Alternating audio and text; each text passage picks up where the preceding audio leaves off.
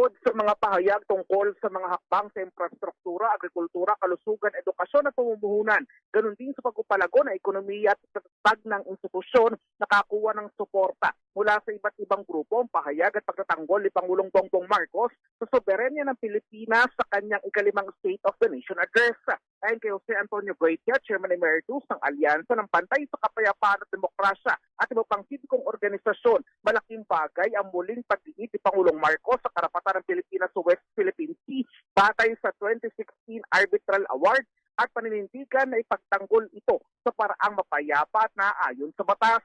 Ani Goitia, ang 2016 Arbitral Award ay isa sa pinakamahalagang tagumpay ng Pilipinas sa pandaigdigang entablado at walang propaganda, pananakot o kasinungalingan ang makapagpapabura sa kinikilalang at pinagtitibay ng pandaigdigang batas.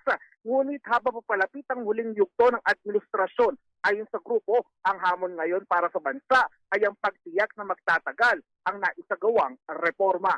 Ako, si Chris Sanmanya ng GMA Super Radio. DCWD, Balitang Totoo.